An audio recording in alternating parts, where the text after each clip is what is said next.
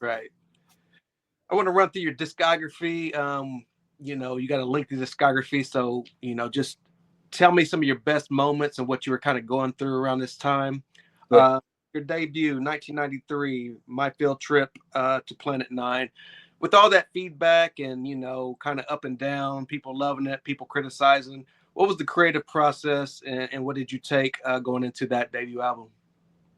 So the sessions where QD3 and I were making music at Echo Sound and Los Feliz morphed into, when I came back from New York, I was like, okay, let's work on the record. QD3 had beats. We did them. We did Tequila Flats.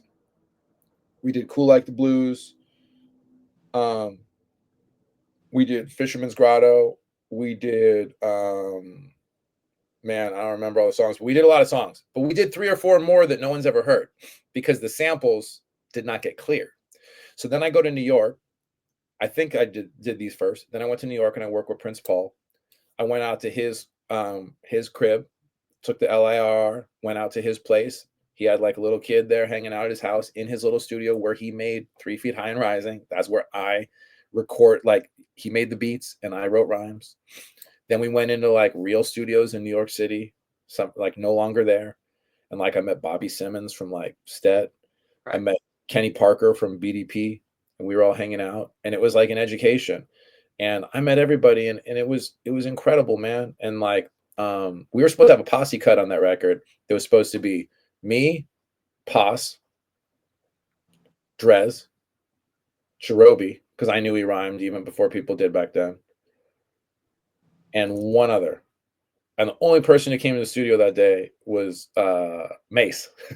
So me and Mace tried to do it, and we just couldn't get it going, so it didn't work. But that was gonna be fun because that was like my like. I'm gonna show you. This is how I'm getting in native tongues. We're doing a posse cut on my record. We're doing Buddy, Right. and Paul was gonna produce it, and it never came. And what a fun thing it would have been. What's so wild is I could do that now. That like I actually know Drez now, and like I'm tighter than I was back then with De La, and and Joby and I, that's my cousin for life. So that process was dope. But when I got back home, the label was like Bismarck Key had already gotten in trouble for Just a Friend in the sample, right?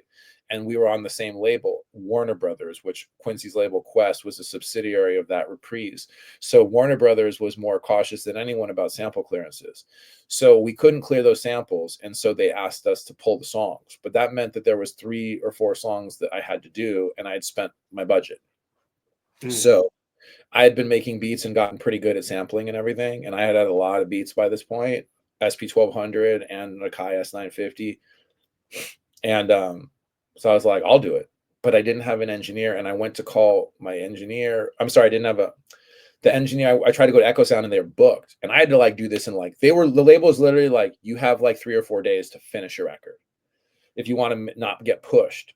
And I was like, back in the day, that was what it was like. So I was like, okay. So I called around, and Eric from Everlast was like, here's a studio I know. Because back then, you couldn't just go to anybody. Like nowadays, someone will go with their phone, they'll put the aux in, here's the beat, cool, rhyme over it, done. Back then, it was like, there was like 5 dudes in LA who could do hip hop, who Mm. anybody trusted with the low end.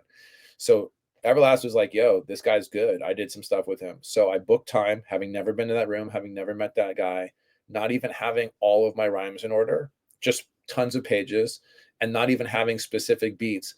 I went in, and everything I'd ever done with QD3 and Prince Paul came out in that one session where it was like, okay, bro, you're in here alone. You got to finish your record. Step up to the plate. And in those sessions, I did.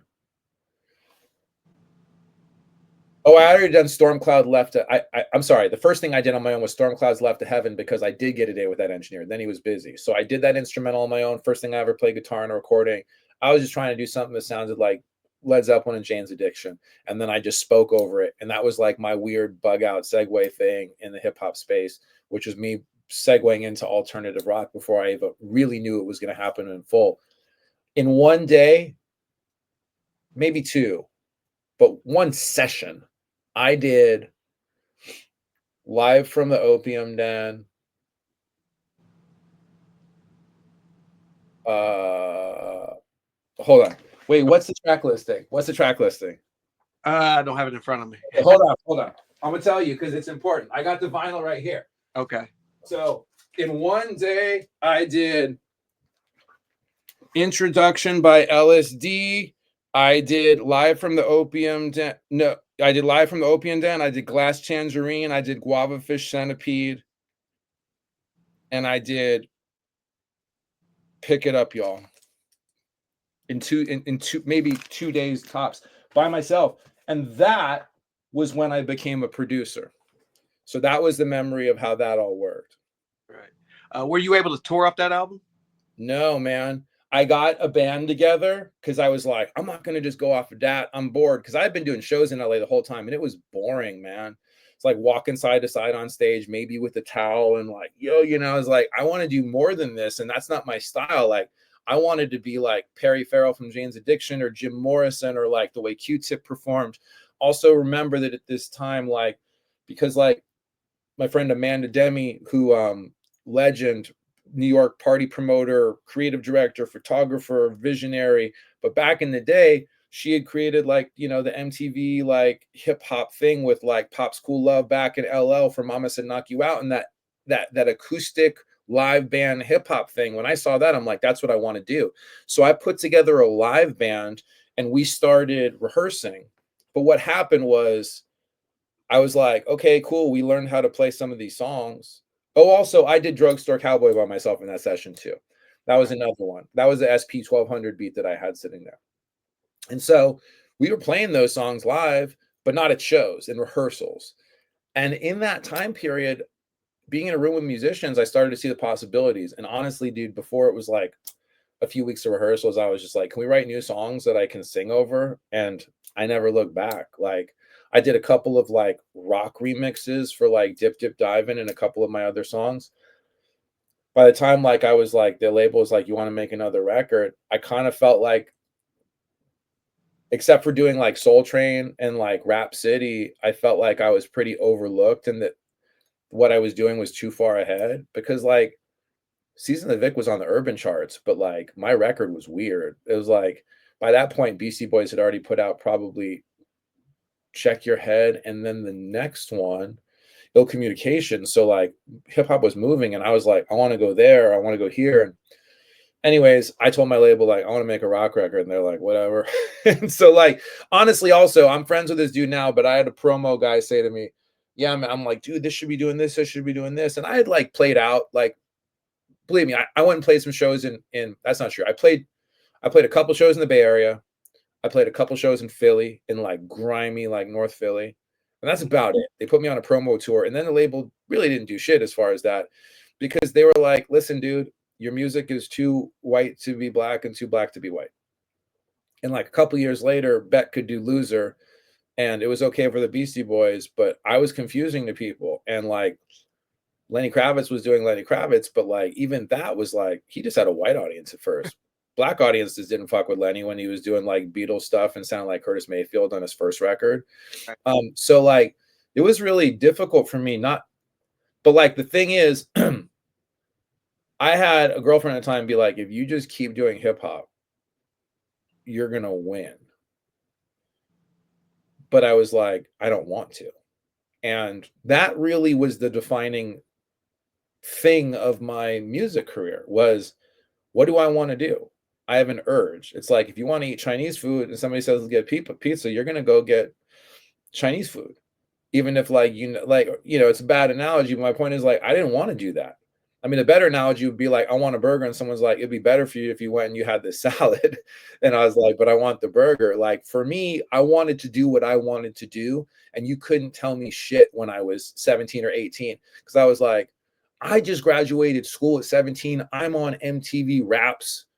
Like I'm at the MTV Awards walking the thing with Lenny Kravitz and Ed Lover and Dre are like, what up, Mr. Warfield? And like, I'm like smoking a joint in Lenny Kravitz's hotel room and like, I'm watching Porno for Pyros and Jane's Addiction play. And I want to be, that like, I wasn't egotistical, but I didn't have humility. And I also didn't listen.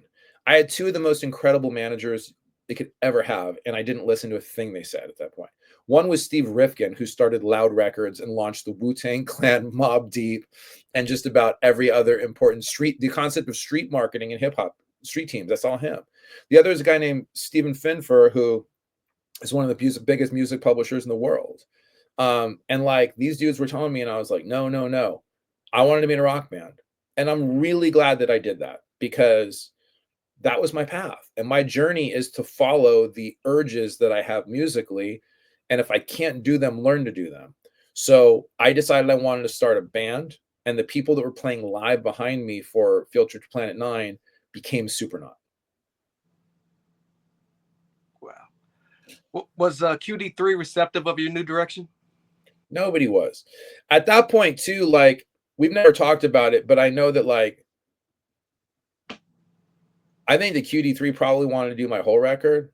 He was like, bro, like, I put you on, and now you're going to New York to work with Prince Paul. But at the same time, QD3 started working with Cube, and they were developing a deep relationship that would later like move to Pac and all of that. And Q was moving into a totally different sound. Like, you know what I mean? Like when I met Q, he was into Mantronics, and he was into like sort of like the sort of jazzy hip hop I was, and he was getting way more street. Like he moved to Inglewood, and like he started getting very real with it, and we were moving in different musical directions anyways. Like, so if he's moving more like Inglewood and like, you know, like doing that, like, and I'm going, I want to go to Lollapalooza. Like, Right. it was just different, honestly. And then like I started digging into my bag of the stuff that I grew up, we talked about in my household, where it was like, okay, what about David Bowie? What about the Beatles? What about new groups that I'm learning about, like Red Cross? And this was also at the time of grunge, which unfortunately left its mark on my music and not the better parts. So like the transition from that to Supernaut, it wasn't like some big slam on the e-brake, skid out, turn around 180. It was like, hey guys, like that idea that we're working up, I'm not going to rap on it. I'm going to sing on it. Done. Then I'm playing shows. I can't sing for shit. I'm learning how to play guitar. I have another musical mentor and a guy named Godfrey Moore. He teaches me how to write songs in that manner, a little bit on guitar. I start partnering up with my boy Gianni Garofalo, who is a skateboard friend of mine who played bass. He jumps into a rehearsal, becomes my bass player. We form Supernaut. We play shows. By this point, honestly, I've never spoken about it super publicly, but like I started getting really into drugs and alcohol, and like that really, you know, I guess one of the hardest things about listening to Supernaut is it was like, even though it was like me doing what I wanted to do, I had co-writers, I had other voices in the room, and I didn't have, I had a producer who is an incredible engineer. But like when you're 21 years old and you're at A&M Studios, one of the biggest studios in the world, and you're spending over like $150,000 on a record, you're ordering takeout food, you've got Keith Richards' bong that he left there when he finished the recording session, you're smoking incredible amounts of weed every day, you're drinking like all night at the studio, ordering out food, making music, just like having your friends over. Like it was like that. We've seen that documentary. We've seen that part in the movie where like, it's just rarely does your best art come from that. My best art came from, hey, Justin, you have a day, 2 days in the studio to do 5 songs for your record. Okay, cool. Let's finish my Field Trip to Planet 9. Not excess in the food, in the drugs, in the money, in the everything. And it was dumb, man. Like it was bad. So like there's moments where I can hear what I was trying to do in every song, but there's nothing that I can totally own and be proud of. Ironically, that band performed. We never toured. We did it. In the middle of that, I was hooked. I met this dude named Hayes, who is the graffiti artist who did all the Yo MTV raps, all the Def Jam art, covers for PE, you name it. He is the defining graphic designer and graphic artist of hip hop. The Tommy Boy logo, the the Beastie Boys album cover. With what's that? Did he also do EPMD's logo? Of course, like it's all Hayes, Eric Yep. Hayes, who's from Upper Manhattan and an OG graffiti writer. So I'm hanging out with Hayes, not far from here, having lunch or dinner for a birthday, and he's like, "Yo, my man in London wants you to rap on a song." I'm like, "I don't really rap that much anymore, or I don't rap anymore." He's like, "Okay, cool. It's this dude named Tim Simon on his group's called Bomb the Bass," and I was like, oh shit, I love Bomb the Bass. So he links us up. It's a long distance phone call. Then he sends me a cassette and it's got 2 beats. I write some rhymes. He flies me to London. I go with my girlfriend at the time. I went to London for the first time, and I had idealized London as the place where I was going to finally be the person that I was going to be, because I always had this dream of like, well, if they don't understand me in the United States, I'll go to London. So long story short, I go to London. I meet Tim Simon. The moment we meet, it's like long lost brothers. We start talking. He's like, let me hear what you got. I'm like, I start rapping it. He's like, stop, go in the booth. I go in the booth. I do the song that ends up being called Bug Powder Dust. I do another song called Brain Dead. He's like, bro, we should start a band or something, like on the first day.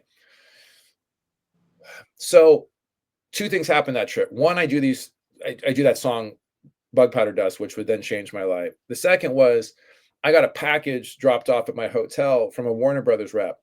And the envelope said, Justin, I work at Warner Brothers here. I don't know if you've ever seen this, because there's not much communication between the US and London as far as the labels, but you should see your press pack for my field trip to Planet 9. And I still have it in my closet in storage. It was literally like, is this the Bob Dylan of hip hop? Is this the Jimi Hendrix is reborn as a, Black Jewish rapper from Laurel Canyon? Daily newspapers, music magazines, all of them were like, the worst review was like, it doesn't make much sense and it's pretty silly and stoned and psychedelic, but he seems to have created a new music genre. Like, people later told me that the term trip hop was coined from that record. And it was sort of upsetting and devastating, where I was like, I didn't want to go back and run it back, but I was like, dude, I mean, think about a world now where we're all so connected, to where no one told me that I was blowing up in Europe. Like, Right.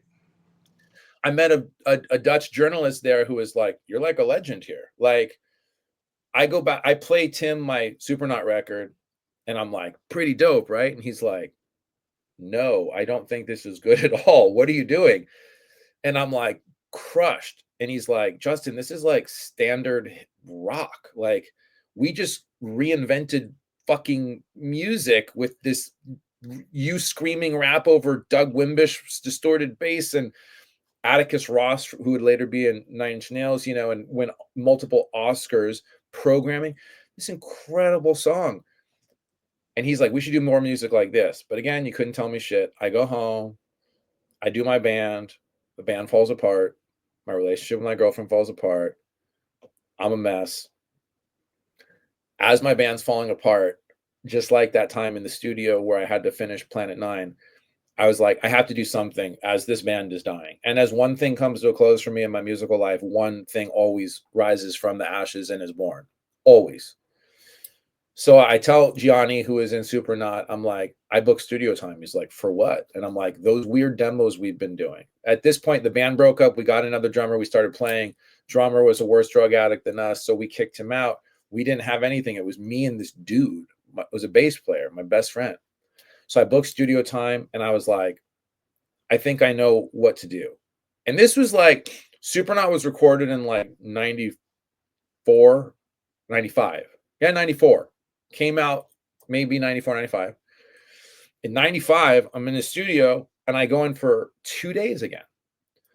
And I booked studio time with a dude who I'd met once when I made Supernaut at his home studio, or his like other studio. It was a funky, weird studio like I had been in London. It wasn't a big, fancy one.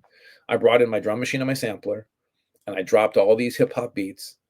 And then Gianni's like, what are we going to do? I'm like, we're going to play our songs over this. Like, we're going to blend Planet 9 and the things I want to do that sound like Bowie and all that. And we did. And I did a 4-song demo, and we were going to try and like get an indie deal. And I sent it to Tim in London. And he called me like a few weeks later, and he's like, hey, what are you going to do with that? And I'm like, I don't know. I want to get a van. I want to tour. He's like, I just signed a deal with Virgin Records. I'm here right now with them. And I played them your music, and they want you to be my first signing. He's like, would you move to London? And like, that changed my life. I'd finally found the mix and the blend that was actually me. And I'm so proud of that 1-inch punch stuff. If anybody, like, I'm working on reissuing the vinyl right now, but if anybody has not heard that, if you haven't heard that, you can go to my my Bandcamp, and there's a free download of the entire record. and my SoundCloud. And it's not the record that was released in Europe and the UK. It's actually all of the songs that we recorded for the session. And like I did a director's cut. And it's ill, man. It's like I was listening to Mobb Deep and I was listening to like American lo-fi indie rock. And I was like, I'm going to combine it. Like, how come I can't rhyme like as grimy as Shook Ones over something where I then start singing like David Bowie? And I did that. And honestly, like I figured out a lot in that time.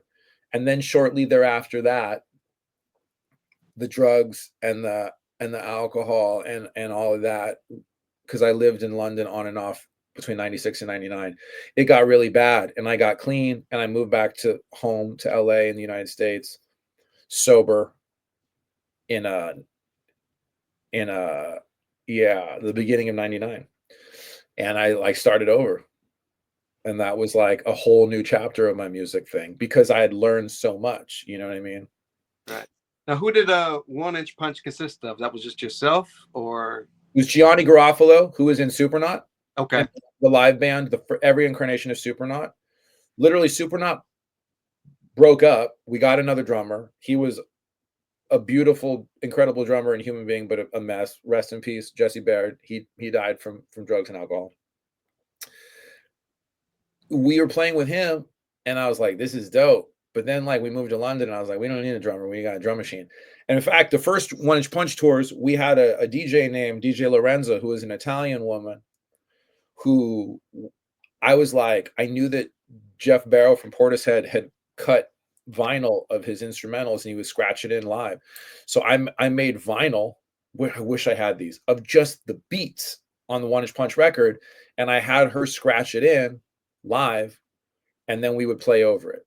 I quickly found out that that was really boring at shows, and the label thought it was whack. So even though we did a tour, we came back to the US, we rehearsed with Gianni's brother, we came back to London, we toured with Sneaker Pimps, we toured with Luscious Jackson, we opened for a famous British group called The Fall from Manchester.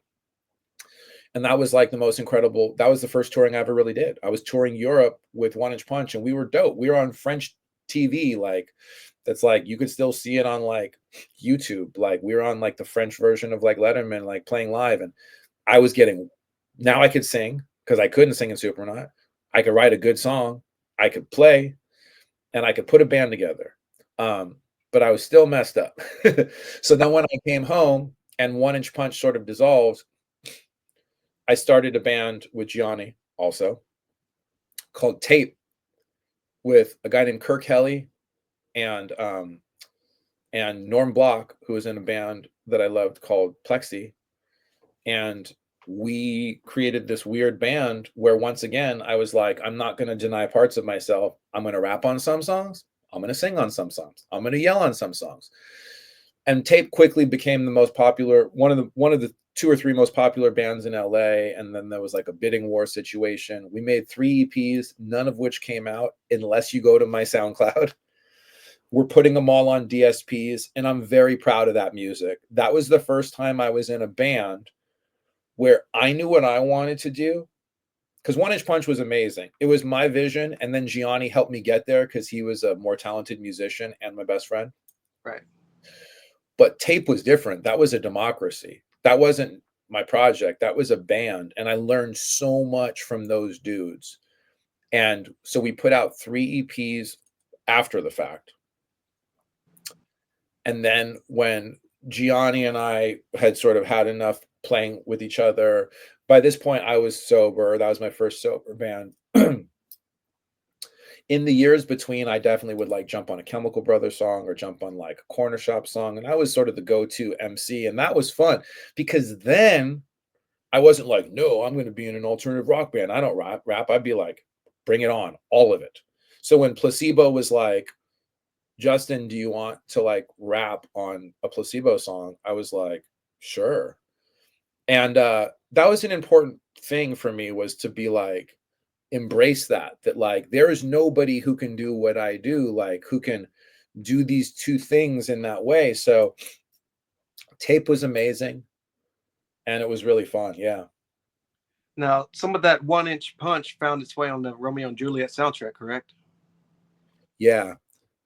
So Tim Simonon, the producer, lived next door to Nellie Hooper. And I was hanging out with this dude Nelly at the clubs in London, and I didn't know who he was. It was just like Tim's short friend Nelly, who was funny as hell, especially when he got drinking. So we were hanging out drinking one night, and I said, "Hey Nelly, what do you do?" And he's like, "You're joking, right?" And I'm like, "No." He's like, "I make music." I'm like, "Oh, cool. What kind of music do you make?" And he was laughing because he was one of the biggest producers in the world at the time. You know, at the time he was literally producing all of Madonna and Bjork's music. Right. He's the one who like would sit down with Bjork and she'd be like sounding out these songs, and he'd be like, "Oh, here's what you want to say in English." Like, so he's like, "I'm Nelly Hooper." And I was like, "Wait, like Soul to Soul Nelly Hooper?" And he's like, "Yeah." I'm like, "Bro, I thought you were like a black woman." And he's like, he loved it because we were friends and I didn't ever ask what he did or care. So like a few weeks later, he's like, "Justin, I want to play you something." I go over to his crib. He puts the VHS tape in. It's the car fight scene from the Romeo and Juliet soundtrack. And all of a sudden this beat drops. And I'm like, "Yo, bro, you sampled my beat from One Inch Punch." And he's like, "Yeah." And I'm like, "Okay, you gonna like pay me for that or something?" Like, and he's like, because he also had a label on Virgin like Tim, and they lived next door. They were best friends. It was all up. He's like, "I want you to rap on it." And I'm like, "Oh, okay, great." So he's like, "Let's do that." So a little while after we went to the studio, we went to Olympic Studios, legendary London studio. I had written my rhyme. I rhymed it. I did a bunch of other rhyming then where I did a bunch of Elizabethan rhymes. And like he put me on the phone with Baz Luhrmann, the director, and he's like, "That's amazing. Keep going, more and more." And so I did all this. So that's why there's a part 2 soundtrack people don't know about. That's just a song called The Montague Boys, where it's just like me rhyming. And they took outtakes and just put it over my beat. So there was a song on the One Inch Punch record called Metaphysics, and I flipped a beat, and then they took that and flipped that. So at the time, Nelly goes, "Hey, there's a song." The first song was called Pretty Piece of Flesh, and I rapped on it. And then he was singing, and I go, "Bro, this just sounds like you're biting 9-inch nails." And he's like, "Yeah, I know." And I'm like, "Okay." So he's like, "It's going to come out, blah, blah, blah." And I'm like, "Cool. Credit me as like Justin Warfield featuring." He's like, "No, I'm going to put it in your band name." I'm like, "I don't want you to. That's not my band. Like, that doesn't represent who I am." And he was just like, "No." And he was like a huge producer. And like, I just really couldn't tell him no. Like, he was just like, I don't want it to be my name. Right. And I was like, "Bro," he's like, "It's going to help you." And I'm like, "I don't care." And he's like, "I'm putting it in your name. You can't do anything about it." So I moved back to LA. The premiere is happening. He's like, "Hey, you're playing the premiere." And I'm like, "Whoa." So we played the premiere. That was like one of 2 One Inch Punch shows we ever did in LA. And it was amazing. You know, and I have a triple platinum record here, and all these people think that I'm singing Pretty Piece of Flesh, and I'm not. He sampled my beat on when I rhyme, and I rap on it. So that was super weird, but like I'm not mad at it because like there's like a big podcast on the Ringer, like where they were talking about called Bandsplain, and she was talking about it. She's like, "Wait, did you guys know that like Justin Warfield from like She Wants Revenge is One Inch Punch and like was like on the Romeo and Juliet soundtrack?" And like I will post something about that sometimes, and friends that I've known for 20 years will be like, "Wait, what?"